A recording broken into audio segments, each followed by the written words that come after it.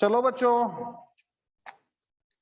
अब हमें चलना है क्वेश्चन नंबर 17 पर और इन्हें धीरे धीरे डिस्कस करते हैं। हर क्वेश्चन को डिस्कस करेंगे, टेंशन ना लो।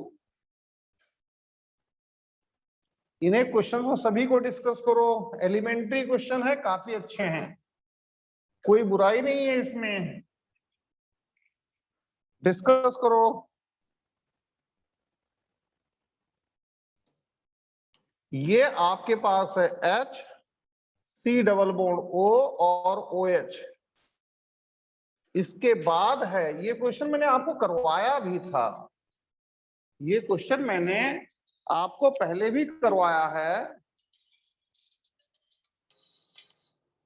ये क्वेश्चन मैंने पहले भी करवाया है आपको याद होगा। ये क्वेश्चन मैं करवा चुका हूं, लेकिन फिर भी एक बार इसे देखने में कुछ नहीं जाता है। क्वेश्चन मैं करवा चुका हूं पहले भी। तो इसको देखो बच्चों, इसको तो सेक्सटेट मिल गया, इसको सेक्सटेट मिल गया। यहां पर all atoms have octet और यहां पर भी all atoms have octet। अब सेक्सटेट वाला हमेशा लीस्ट स्टेबल होता है, इससे कम स्टेबिलिटी किसी की होती नहीं है। बात इसमें है, अब इसमें दोबारा रूल लगेगा कैट का, तो यहां पर कैट का रूल लगा दो और जब कैट का रूल लगाओगे तो आपको जो आंसर मिलेगा, अगर ये ए है, ये बी है और ये सी है, तो आपको ए की स्टेबिलिटी सबसे ज्यादा मिलेगी, फिर सी की मिलेगी, फिर बी की मिलेगी। बी में तो सेक्सटेट था, ए और सी में ऑक्टेट था, लेकिन इसमें कैट हो गया और कैट की वजह से इसकी स्टेबिलिटी कम हो।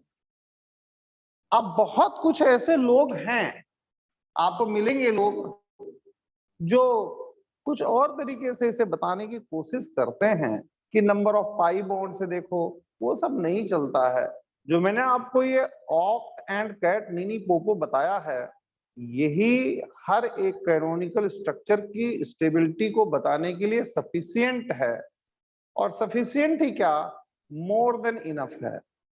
तो चलते हैं बच्चों आगे 18th क्वेश्चन पर। अगला क्वेश्चन ले लो आप 18th। जब 18th क्वेश्चन लोगे आप, ये डबल बॉन्ड O और यहां O माइनस है, इसके बाद ये आपका CO माइनस प्लस और O माइनस है, और अब बच्चों ये इसके बाद जो मिल रहा है HC डबल बॉन्ड O, यहां पर माइनस कर दो और यहां पर डबल बॉन्ड O कर दो। थोड़ा मिसप्रिंट होगा इसमें, तो मिसप्रिंटिंग चल जाएगी। इसे देखो, ये सेक्सटेट है, इसमें all atoms have their octet, इसमें तो कोई कहानी नहीं है, सबके पास ऑक्टेट है। इसमें भी ऑल एटम्स हैव ऑक्टेट, इसमें भी सबके पास ऑक्टेट है, कहीं कोई दिक्कत नहीं है।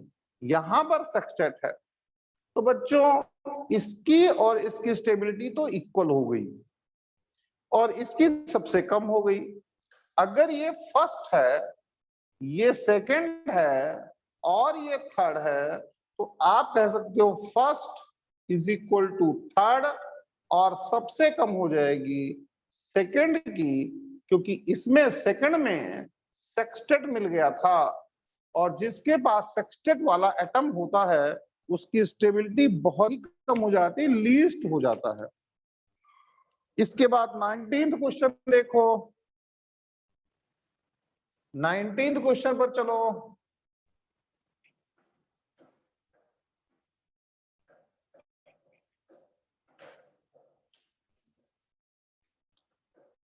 CH2 double bond CH, CH double bond O, यहीं पर एनालाइज कर लेते हैं, एनालिसिस थोड़ा सा यहीं कर लेते हैं।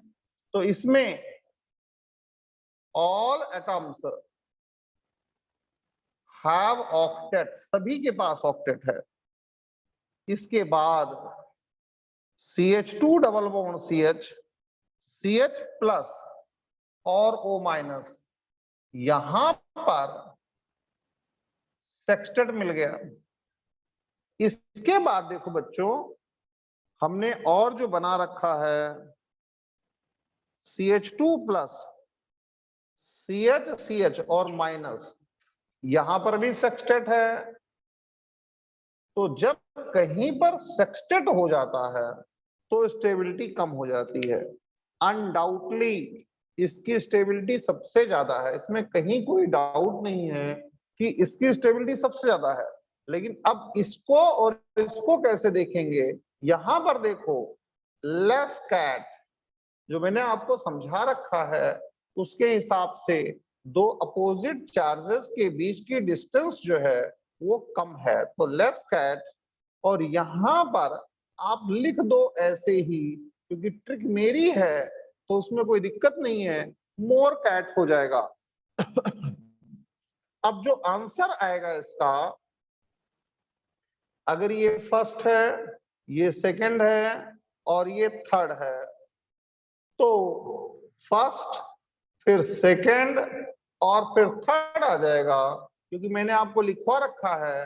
देखो इसमें सेक्सटेट है और इसमें आपका जो सेकंड वाला है उसमें लेस कैट है और थर्ड वाले में मोर कैट है। मैंने लिखवा रखा है greater is cat and lesser is stability. ये मैं आप लोगों को पहले ही करा चुका हूं, अच्छी तरह से, शायद ऑफलाइन में ही करा दिया था। जिस बच्चे को दिक्कत हो वो अलग से बात कर लेना, कोई दिक्कत है तो बोलिए। फिर भी किसी भी स्टूडेंट को कोई दिक्कत हो? नहीं है तो आगे चलते हैं भाई। अब अगर स्टूडेंट को दिक्कत नहीं, आगे चलते हैं, 20 पर चलते हैं। और शायद अधिकतर बच्चे से कर भी लिया होगा, तो 20 को मैं स्किप करता हूं क्योंकि बहुत इजी क्वेश्चन है। 21 पर चलते हैं, 21 पर, 21 पर चलते हैं। 21 को देखते हैं हम, यहां पर H है, यहां H है, यहां पर O माइनस है और इसके बाद यहां पर डबल बॉन्ड है, यहां पर डबल बॉन्ड NH है। बच्चों अगला जो स्ट्रक्चर गिवन है यहां पर H, यहां पर आपका डबल बॉन्ड O है, यहां पर माइनस चार्ज है, यहां पर डबल बॉन्ड NH है और यहां पर H है। इसके बाद ये HC और डबल बॉन्ड O है और यहां पर डबल बॉन्ड है, यहां पर H है, यहां पर NH माइनस है। कुछ ऐसा सिस्टम है। अब इसको देखो, आप समझो, पकड़ो कि आखिर कहानी क्या है इसकी। देखो इसमें सबके पास ऑक्टेट है, इसमें भी सबके पास ऑक्टेट है, इसमें भी सबके पास ऑक्टेट है। तो ऑक्टेट तो सभी ठीक है, इसमें कोई कैट नहीं है, नो कैट। इसमें भी कोई कैट नहीं है, नो कैट। इसमें भी कोई कैट नहीं है, नो कैट।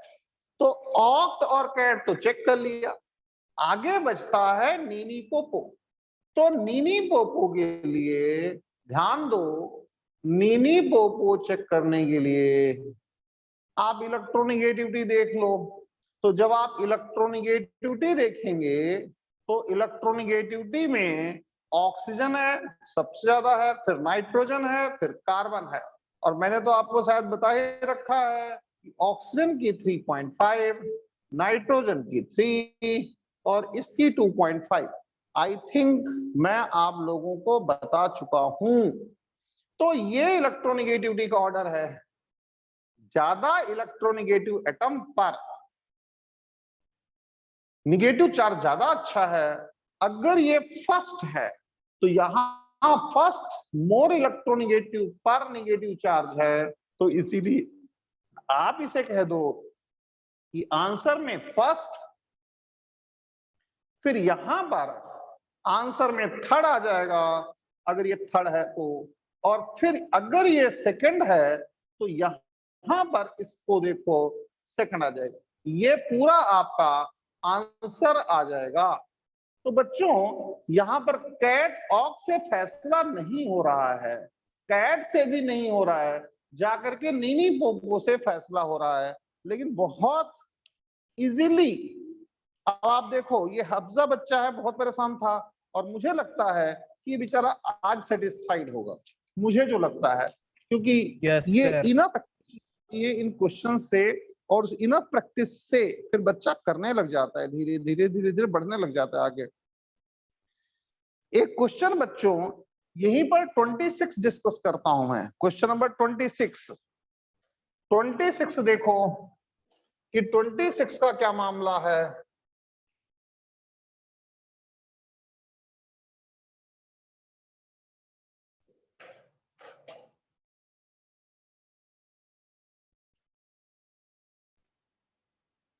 ट्वेंटी सिक्स देखो, ये MS चौहान में भी क्वेश्चन है, सेम क्वेश्चन है, चेंज ही नहीं है कोई। ओ अब नंबर मुझे MS चौहान का याद नहीं है, लेकिन MS चौहान में भी सेम क्वेश्चन है, NH ऐसा कुछ है, और इसके बाद O और यहां पर NH, प्लस लगा लो माइनस लगा लो, और इसके बाद ये क्वेश्चन थोड़ा सा अच्छा है। आप लोग सभी से रिक्वेस्ट है कि प्लीज ढंग से करना, थोड़ा ठीक क्वेश्चन है। देखो MS चौहान में क्या है, शायद वो मोस्ट स्टेबल वगैरह पूछा है, इसमें पूछ रखा है लीस्ट स्टेबल। थोड़ा बहुत चेंज है, हल्का फुल्का चेंज है। अब देखो लीस्ट स्टेबल, सबसे पहले ऑक्ट चेक करो, इसमें सबके पास ऑक्टेट है, तो ऑक्टेट के मामले में पास है, इसमें भी सबके पास ऑक्टेट है। ऑफलाइन क्लास में मैं आपको ऑक्टेट पढ़ा चुका हूं, इतना लंबा पढ़ाया था जिसकी हद नहीं, और इसमें भी ऑक्टेट है, ये भी है, कोई दिक्कत नहीं, इशू नहीं। कैट देखो, यहां पर कैट नहीं है, कैट की कोई समस्या नहीं है यहां पर कैट है, यस यहां पर कैट है। यहां पर भी देखो, यहां पर भी कैट है, तो कैट से भी फैसला। आप देखो वो पूछ रहा है लीस्ट स्टेबल या कुछ इस तरह का सेंस पूछ रहा है, मोस्ट स्टेबल पूछता तो कोई डाउट ही नहीं था, ये हो ही जाता। तो मोस्ट स्टेबल तो हो गया, लेकिन लीस्ट पूछ रहा है, तो मोस्ट तो अलग हो गया, लीस्ट में ये दोनों चेक होंगे। तो अब मामला आता है किसका, सेकंड वाला आना चाहिए सर, नीनी पोपो का। इसमें इसको चेक करने का मामला आता है कि अब कैसे चेक करें इसको। Negative charge on negative, positive charge on positive. आप देखो पॉजिटिव चार्ज O पर है और निगेटिव चार्ज कार्बन पर है, पॉजिटिव चार्ज N पर है, निगेटिव चार्ज कार्बन पर है। तो देखो कार्बन से तो डिसाइड कर पाना मुझे नहीं लगता है कि पॉसिबल है, क्योंकि यहां पर भी कार्बन है, देखो ये कार्बन पर चार्ज है और यहां पर कार्बन पर चार्ज है। तो अब इस चार्ज को और इस चार्ज को कंपेयर करो आप कि कहां पर चार्ज की स्टेबिलिटी ज्यादा आएगी, तो आपको अब पता चलेगा कि electronegativity of oxygen is greater than electronegativity of nitrogen. और इस केस में मेरे बच्चों positive charge is better on the nitrogen in comparison of positive charge better on the oxygen. तो नाइट्रोजन पर पॉजिटिव चार्ज ज्यादा अच्छा लगता है, ऑक्सीजन पर कम अच्छा लगता है। अगर ये फर्स्ट है, ये सेकंड है और ये थर्ड है, तो आप इसका आंसर या ऑर्डर ऑफ स्टेबिलिटी कुछ इस तरह से निकाल लो। कैसे? फर्स्ट ये सबसे ज्यादा, लग गया, रूल लग गया, कोई इशू ही नहीं है। फिर उसके बाद सेकंड की और उसके बाद फिर आएगी थर्ड की। लेकिन ये तो गलत है ना, सर थर्ड अभी तो की आनी सिखाया चाहिए मैंने, थी सर पहले। तो कुछ तो करो। यहाँ पर नाइट्रोजन है, नाइट्रोजन पर ज्यादा अच्छा लगता है, ऑक्सीजन पर पॉजिटिव चार्ज उतना अच्छा नहीं लगता है। किसी बच्चे को कोई प्रॉब्लम हो तो प्लीज एक बार मैसेज बॉक्स में डाल दो, अदरवाइज मुझे कॉल कर लो यार, क्योंकि ऐसे ये अच्छा नहीं है कि मैं उड़ता रहूं और आप लोगों को समझ में ना आए। फिर मैं 3 तक काउंट करता हूं, मैं उसके बाद आगे बढ़ जाऊंगा। 1 2 एंड 3। आ गया सर, चलिए ठीक है, आगे बढ़ते हैं। सभी बच्चों को आ गया, बहुत अच्छी बात है भाई, अच्छे संकेत मिल गए। अब आगे चलते हैं बच्चों। ये इलेक्ट्रॉन डेंसिटी वाले बाद में देखूंगा, इलेक्ट्रॉन डेंसिटी ये बाद में देखूंगा, आज ही ये तो देख लूंगा या फिर बाद में कल देखूंगा। इलेक्ट्रॉन डेंसिटी नहीं है अभी, थोड़ा सा और आगे चलते हैं।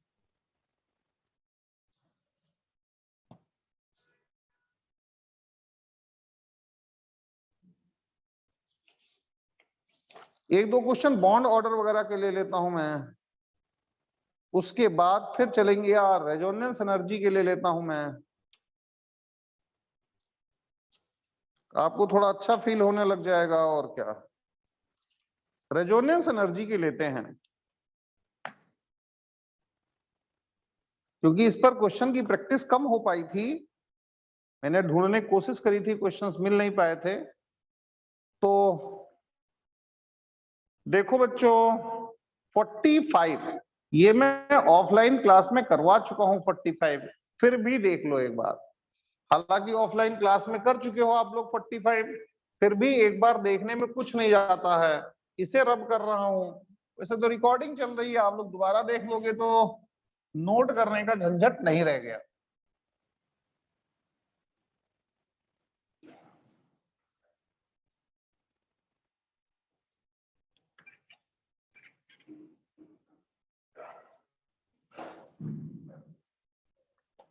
$45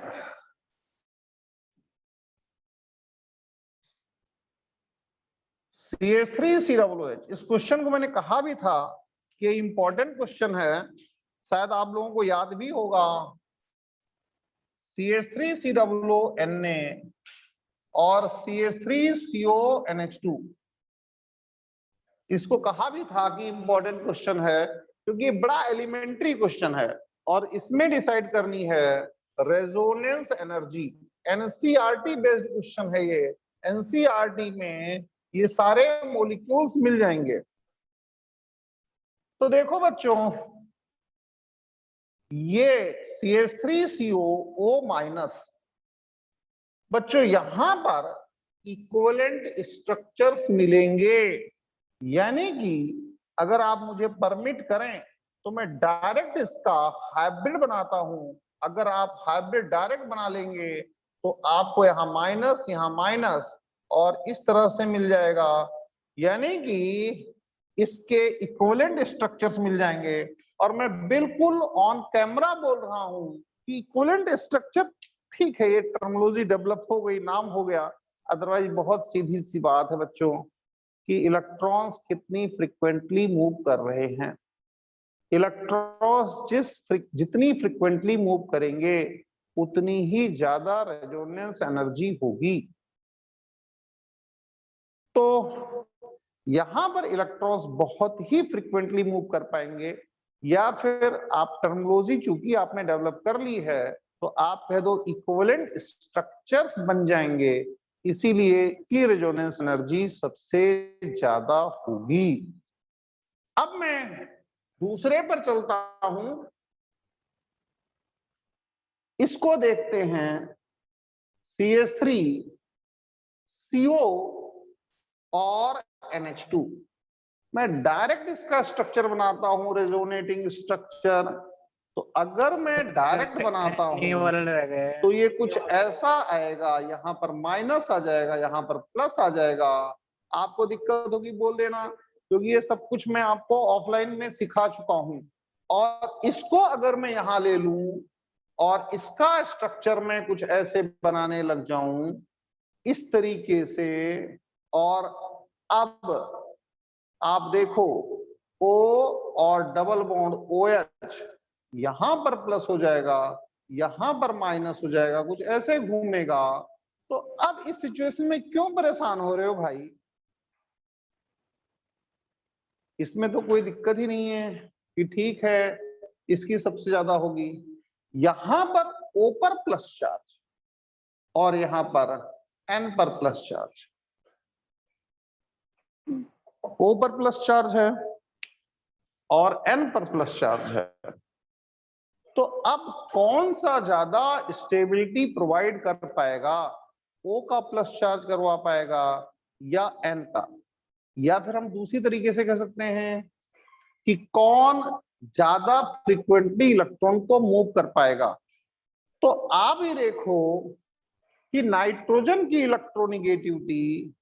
electronegativity of nitrogen is less than electronegativity of oxygen. यानी कि नाइट्रोजन इलेक्ट्रॉन को ज्यादा अच्छी तरह से पकड़ने के लिए तैयार नहीं है, और ऑक्सीजन जो है वो इलेक्ट्रॉन को बहुत अच्छी तरह से पकड़ने के लिए तैयार है। तो इलेक्ट्रॉन का मोशन अगर इन दोनों को कंपेयर किया जाए तो इलेक्ट्रॉन का मोशन इसमें ज्यादा होगा और इसमें कम होगा ओवरऑल। बच्चों अगर ओवरऑल आंसर लाना चाहते हैं तो आपके सामने इस तरीके से इसका ये सबसे ज्यादा होगा, उसके बाद CH3O माइनस और NH2 प्लस, इसके बाद रेजोनेंस एनर्जी इसकी आ जाएगी, और सबसे कम जो रेजोनेंस एनर्जी आएगी वो इसकी रेजोनेंस एनर्जी आ जाएगी, इस तरीके से। तो क्या डिस्क्रिप्शन देंगे? यहां पर इलेक्ट्रॉन खूब फ्रीक्वेंटली मूव करेगा, कहीं कोई दिक्कत नहीं आएगी। यहां पर भी इसके कंपैरिजन में ज्यादा अच्छी तरह से मूव करेगा, क्योंकि इलेक्ट्रोनेगेटिविटी नाइट्रोजन की कम है और सबसे कम फ्रीक्वेंटली यहां पर इलेक्ट्रॉन मूव करेगा। उसका रीजन है कि ऑक्सीजन की इलेक्ट्रोनेगेटिविटी ज्यादा है। आई थिंक इसमें कहीं कोई दिक्कत नहीं होगी, ये रेजोनेंस एनर्जी का ऑर्डर आ जाएगा। अगर फिर भी कोई दिक्कत है तो प्लीज फोन करके या किसी भी तरह से मैसेज डाल करके पूछ लीजिए, कहीं कोई प्रॉब्लम नहीं होनी चाहिए। अगर दिक्कत है तो पूछो।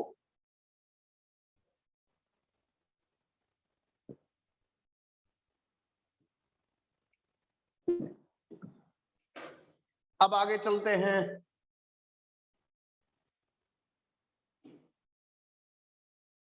इस क्वेश्चन के बाद